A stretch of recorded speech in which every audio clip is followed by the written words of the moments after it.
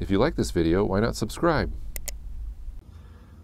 Hello everyone listening to the sound of my voice. This is the weekly recap Q&A show. That's the show where I sit in my car because it's acoustically good. If you ever need a portable sound booth or a sound booth for any reason, a car is a good place for it. So because of my on-camera mics, this is the best venue to do this show, and because I only have a little bit of time, I can do this show anywhere, and I have to because I have to go to class soon. So anyway, this is where I talk about things or questions from last week, and if you're interested in links that have accumulated on Facebook, I will publish them below. That's links from last week, very interesting.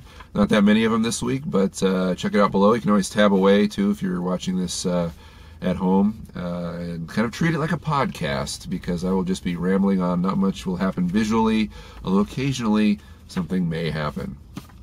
Last week, the question was, I asked if anyone had alternatives to PVC, because overseas in the UK or other places, PVC is harder to get a hold of. So people were asking, have asked me in the past, you know, can I do something, can I build these rigs out of something other than PVC, or do you have any ideas for that? Because of course you can build them out of anything. PVC seems to be the least inexpensive here in the States, and people came up with some good ideas. Check out the comments for that. And people also said, hey, don't stop building stuff out of PVC. It's really inexpensive, and it works for what you're doing. So hopefully when I'm building things, I will have maybe alternative materials. That's a good thing to think about, so that if the stuff is not available and you want to make it, there's still a way to do it. So you have to forgive me this morning. I'm kind of fighting a cold, so if I sound nasally, it's because I am. Last week I also mentioned the short I was going to shoot on Saturday, Conversation Hearts, sort of a surreal romantic comedy. It's pretty short. It's only about a couple minutes, 2.5 minutes. I did shoot that on Saturday. The shoot went really well. I had a really good cast and crew. Enjoyed it. Had just an awesome 4-man crew. I think that's like the perfect size for a crew, at least for shoots that I'm interested in doing. Although I will have to say there wasn't a production designer, which would be really important. It wasn't a makeup person or costumer, so we all kind of did our own thing in that area.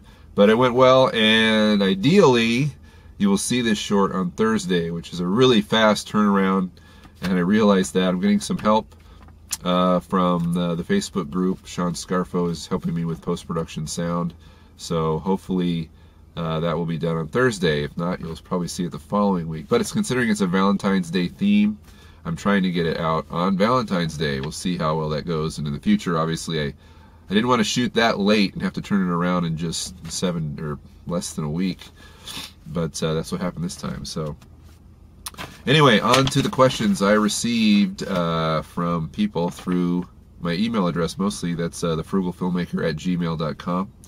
The first question comes from Joshua Mello, or Milo. I'm looking to buy a new tripod, but as with the rest, I can't go out and buy a professional tripod unless I find a used one. I would like to know, what is the minimum load capacity I would need to look for in order to support the crane? And Josh was talking about the Frugal crane, which is built at a chain link fence top rail. I'll leave a link below if you don't know about that video. It's one of the more popular ones. But that top rail is pretty heavy, so you need kind of a beefier tripod. I've got a heavy duty tripod that I use. A good alternative to the tripod, if you're only going to use it for the crane purposes, is a DJ speaker stand, because they'll hold like 85 pounds. If you get a regular tripod, it should probably hold 20 pounds. That top rail is pretty heavy. Plus you're dealing with it being long and supporting weights on one end.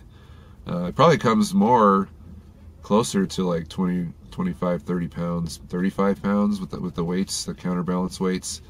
I'm currently in the process of working on a sequel to the Frugal crane that I noticed a lot of people have been making them out of extension poles that collapse into themselves, typically used for painting. So I'm trying to do something similar so that it's lighter, it's more compact. There's only one piece instead of two, but it essentially operates on the same principles. You've got the pulleys, and you've got the handle, the tilt lever, and the cable. So we'll see how that goes, but I'm definitely working on that. And when that happens, you should be able to use lighter weight tripods, or tripods that don't need to handle as much weight as the current version of the Frugal crane. So stay tuned for that. That'll probably be in the summer, I'm thinking, unless I can get to it. So it's my final academic semester, some of you know, so things are pretty busy on top of, you know, school and work and making short films outside of school. Okay, Peter Evans asks, "Hi Scott, I always run into power issues when using my 60D, and that the battery dies pretty quickly. When you shot Meredith, how did you manage power, and what did you use?" Meredith was shot on a school-supplied Canon 7D, I believe. Yes, and so we used standard Canon batteries, which seem to last a decent amount of time. If you're using knockoff batteries, they're not going to last as long as the official batteries, but that's what we used. I don't believe we ever plugged it into the wall. However, if you would like to plug your Canon 60D, 7D into the wall, there's a great tutorial on Instructables right now, and you'll find it in the links below. It was posted on Facebook also, where they modify a Canon battery so that you can plug it into the wall, an AC outlet. So you can check that out. When I shot Conversation Hearts this past Saturday, we're using it's a Frugal filmmaker film, so we're not using any school supplied stuff. We're using all Frugal gear, including the camera that I bought recently, the Sony NEX5N. We ran it all on batteries, although I did pick up an AC adapter for that, which was fairly inexpensive. It was like $20. So you can look around and see if there's AC adapters, and those are the kind that are basically, since the camera doesn't provide an AC power input, they essentially take a battery and run a cable through that, and then you can plug the battery into the wall. Essentially, it's like a wall-powered battery. So anyway, I forgot to mention that about the movie, but yeah, that's true. Okay.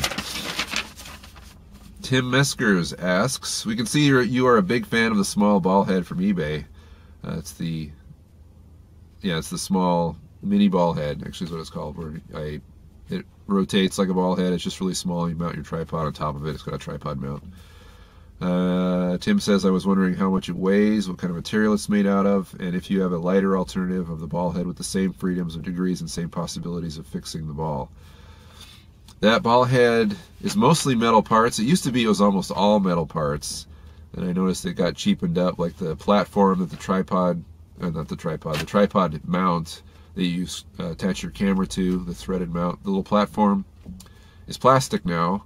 It has a little spongy material that the previous one didn't. It just had a flat metal platform, but it was metal, so you could drop it and it wouldn't break. I already shattered one of those plastic platforms because I dropped it. On the metal one, I would just simply add a rubber fender washer to give it that spongy material, but the newer ones have plastic platforms, and the knobs that you secure the ball head down with so it doesn't rotate anymore is also plastic. Still a pretty good deal. I like the older ones better. I try and find the pictures of the metal ones and order those, but it's a crapshoot because it doesn't always match. I've done that and got the plastic platformed ones anyway, so I don't really have an alternative to those. I think those are the best mini ball heads out there for the least money. They're like $6. If you really want to go cheap, you can always go the Dollar Tree method.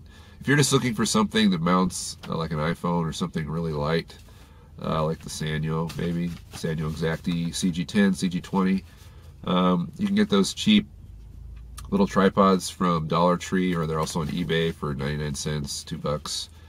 That are like a mini ball head. Just take the top off of them, but they are all plastic and they are really cheaply made, so I wouldn't trust the camera on them. I mean, even an iPhone is expensive if you drop it and break it and have to replace it. So anyway, I would recommend the $6 version, or it's like $5.50. I'll provide a link below to those. I use them all the time. They're in a lot of tutorials, a lot of DIY project builds. So there you go, Tim from the Netherlands. Thanks for writing. Okay, so this week, the question is, since we're talking about DIY parts from eBay, and I use all kinds of them, I was going to ask you guys, what's your favorite part to get from eBay that you use in your DIY projects? Tim commented, I like to use the mini ball head, use that in a lot. That's the first one that probably comes to my mind. I just wondered what you guys like to get from eBay as far as parts for DIY builds. So let me know, comment below.